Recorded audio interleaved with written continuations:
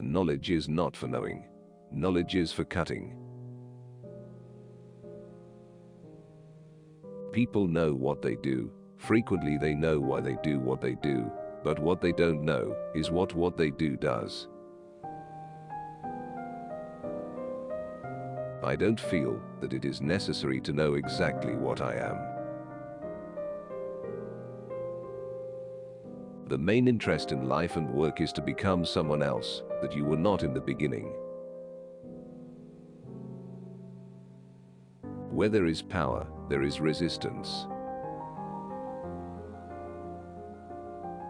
I don't write a book so that it will be the final word. I write a book so that other books are possible, not necessarily written by me. Maybe the target nowadays is not to discover what we are, but to refuse what we are. The strategic adversary is fascism, the fascism in us all, in our heads, and in our everyday behavior, the fascism that causes us to love power, to desire the very thing that dominates and exploits us. Do not ask who I am, and do not ask me to remain the same. More than one person, doubtless like me, writes in order to have no face. But the guilty person is only one of the targets of punishment, for punishment is directed above all at others, at all the potentially guilty. The intellectual was rejected and persecuted at the precise moment when the facts became incontrovertible, when it was forbidden to say that the emperor had no clothes. The fear before the absolute limit of death becomes interiorized in a continual process of ionization.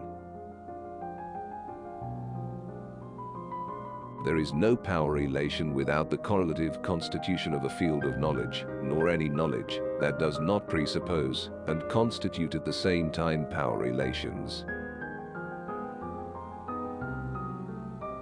I'm not making a problem out of a personal question. I make of a personal question an absence of a problem. Death left its old tragic heaven and became the lyrical core of man. His invisible truth, his visible secret. Justice must always question itself, just as society can exist only by means of the work it does on itself and on its institutions. Do not think that one has to be sad in order to be militant, even though the thing one is fighting is abominable. We have to be there at the birth of ideas, the bursting outward of their force. Not in books expressing them, but in events manifesting this force, in struggles carried on around ideas, for or against them. You may have killed God beneath the weight of all that you have said, but don't imagine that, with all that you are saying, you will make a man that will live longer than he. From the idea that the self is not given to us, I think there is only one practical consequence. We have to create ourselves as a work of art. There is not one but many silences, and they are an integral part of the strategies that underlie and permeate discourses. There is no glory in punishing.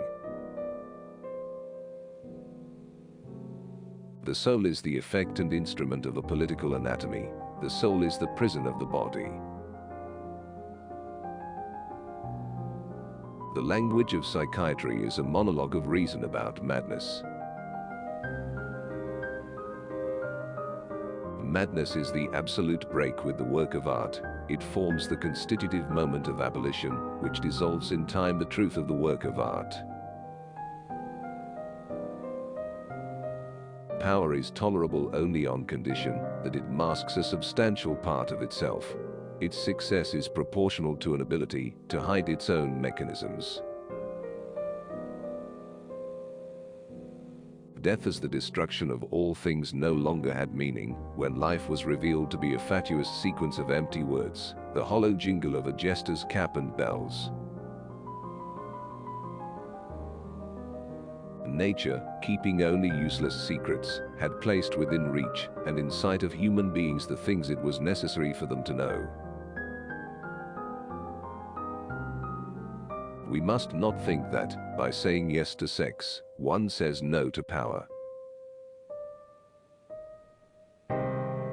It is the certainty of being punished, and not the horrifying spectacle of public punishment, that must discourage crime. Prefer what is positive and multiple, difference over uniformity, flows over unities, mobile arrangements over systems. Believe that what is productive is not sedentary but nomadic. Confined on the ship, from which there is no escape, the madman is delivered to the river with its 1,000 arms, the sea with its 1,000 roads, to that great uncertainty external to everything. Self-attachment is the first sign of madness, but it is because man is attached to himself that he accepts error as truth, lies as reality, violence and ugliness as beauty and justice. It is meaningless to speak in the name of, or against, reason, truth, or knowledge. There is no escaping from power, that it is always already present, constituting that very thing which one attempts to counter it with. In the darkest region of the political field, the condemned man represents the symmetrical, inverted figure of the king. In any given culture, and at any given moment, there is always only one episteme that defines the conditions of possibility of all knowledge, whether expressed in theory or silently invested in a practice. Madness is the false punishment of a false solution, but by its own virtue it brings to light the real problem, which can then be truly resolved. As the archaeology of our thought easily shows, man is an invention of recent date, and one perhaps nearing its end. We are entering the age of the infinite examination and of compulsory objectification. Surveillance is permanent in its effects, even if it is discontinuous in its action.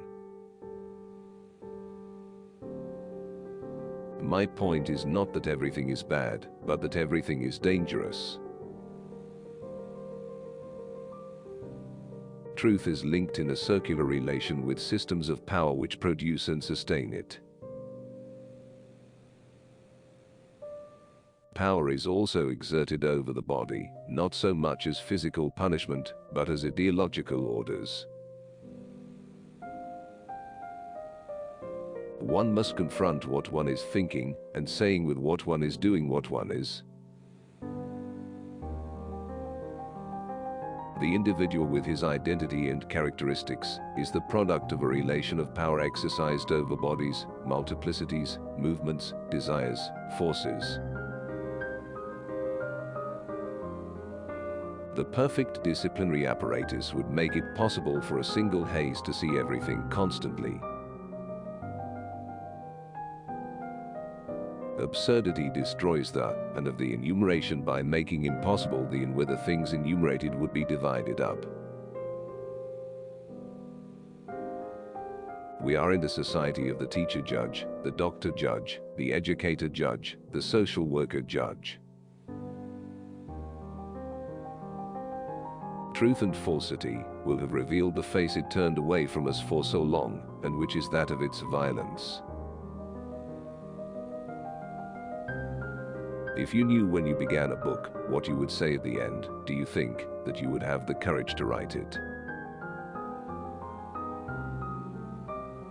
Fatal necessity that reduces man to dust, we pass to a contemptuous contemplation of the nothingness that is life itself. To work is to undertake, to think something other than what one has thought before. What strikes me is the fact that in our society, art has become something which is only related to objects and not to individuals or to life. To sum up all these steps, each of which is very lengthy and complex, we will have put the game of truth back in the network of constraints and domination. If you are not like everybody else, then you are abnormal. If you are abnormal, then you are sick.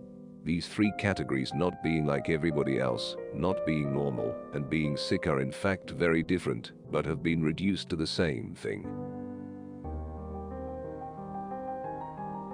What is true for writing, and for a love relationship, is true also for life. The game is worthwhile insofar as we don't know what will be the end. One cannot attend to oneself, take care of oneself, without a relationship to another person. There are forms of oppression and domination which become invisible. The new normal. Search for what is good and strong and beautiful in your society and elaborate from there. Push outward.